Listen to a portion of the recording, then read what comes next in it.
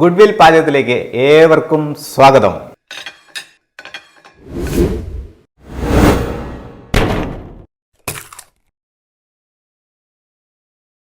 ഇന്ന് നമ്മളിവിടെ നിങ്ങൾക്കായി ചെയ്യാൻ പോകുന്നത് ഒരു അച്ചാറാണ്, നെല്ലിക്ക അച്ചാർ. നമുക്ക് നെല്ലിക്കയുടെ ആരോഗ്യ ഗുണങ്ങളെല്ലാം എല്ലാവർക്കും അറിയാം.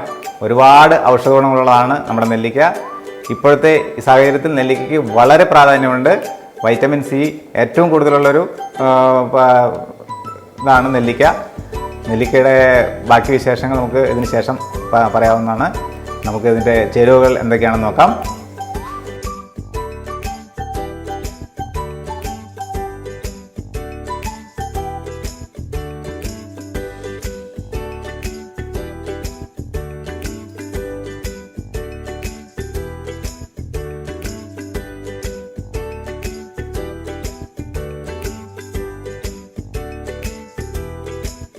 അപ്പോൾ നമുക്ക് നമ്മുടെ ഉരുളിക്ക് തീ കൊടുക്കാം.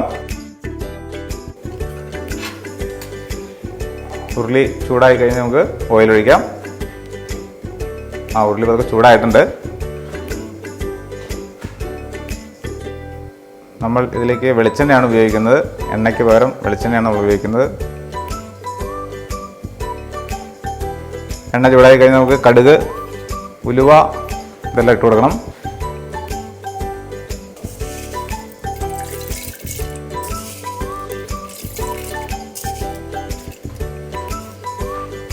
ഉലുവ അച്ചാറിന് നല്ല ഫ്ലേവർ കൊടുക്കും. പിന്നെ ഒരുപാട് ഗുണങ്ങളുള്ളതാണ് ഉലുവ.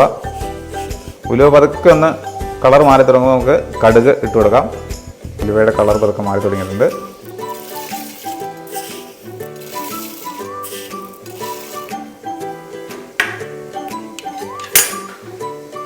കടുക് ഒന്ന് പൊട്ടി തുടങ്ങുമ്പോൾ നമുക്ക് അടുത്ത ചേരുവകൾ ചേർത്ത് കൊടുക്കാം. കടുക് പൊട്ടുകയും ചെയ്ത് നമ്മുടെ ഉലുവയൊക്കെ മൂത്തതിൻ്റെ ഒരു നല്ല വാസന വരുന്നുണ്ട്. വറ്റൽ മുളക്, കറിവേപ്പില, നമ്മൾ ഇട്ട് കൊടുക്കുന്നത് വെളുത്തുള്ളി, ഇഞ്ചി, പച്ചമുളക്,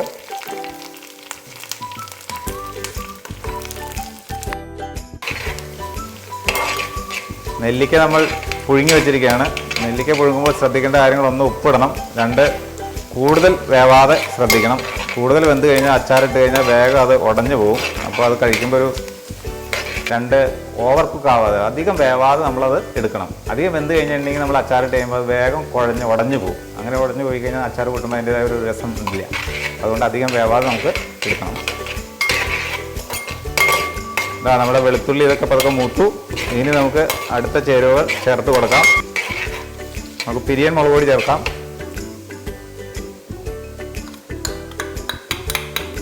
കുറച്ച് തീ കുറച്ച് വയ്ക്കുക. കുറച്ച് മഞ്ഞൾപ്പൊടി, ഉലുവ പൊടിച്ചത്,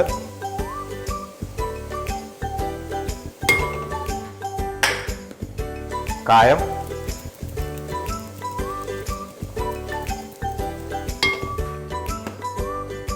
ഉപ്പ്,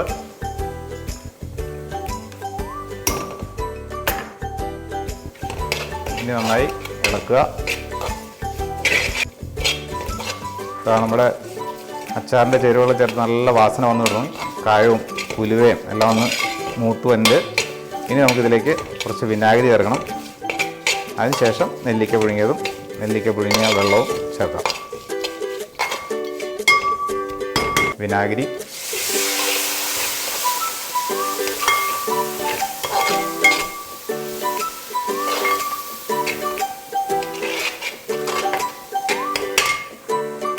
വിനാഗിരി നമ്മൾ ചേർക്കുന്നത് എന്തിനാണെന്ന് വെച്ച് കഴിഞ്ഞാൽ വേഗം അച്ചാർ കേടാവാതിരിക്കാൻ ഒരു പ്രിസർവേറ്റീവ് എന്ന രീതിയിലാണ്. നെല്ലിക്കയ്ക്ക് ഓൾറെഡി പുളിയും ഇതെല്ലാം ഉണ്ട്. എന്നാലും നമ്മൾ വിനാഗിരി ചേർക്കുന്നത് അത് വേഗം കേടുകൂടാതെ സൂക്ഷിക്കുന്നതിന് വേണ്ടിയിട്ടാണ്. ഇനി നമുക്ക് ഇതിലേക്ക് നമ്മുടെ നെല്ലിക്ക പുഴുങ്ങി വെച്ചിരിക്കുന്നത് ചേർക്കാം. നെല്ലിക്ക ഒഴിക്കുകയാണ്.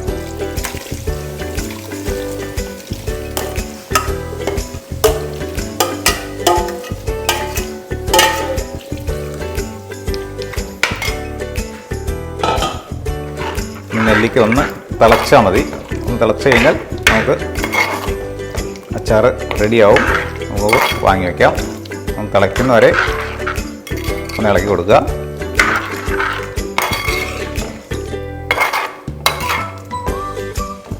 നമ്മുടെ ഇത് കുറുകി തുടങ്ങിയിട്ടുണ്ട്.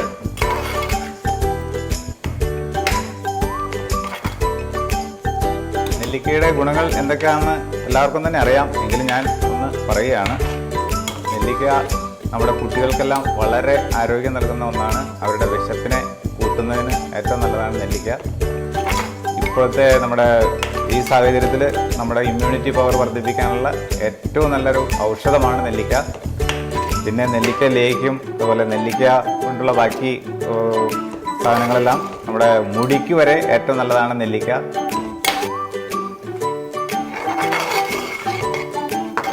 അച്ചാർ റെഡി ആയിട്ടുണ്ട്. തിളച്ച് നല്ല പാകമായി. ഇനി നമ്മളിതിൻ്റെ ഫയർ ഓഫ് ചെയ്യാണ്. അതിനുശേഷം ഇവിടെ നിന്ന് മാറ്റി വയ്ക്കാം.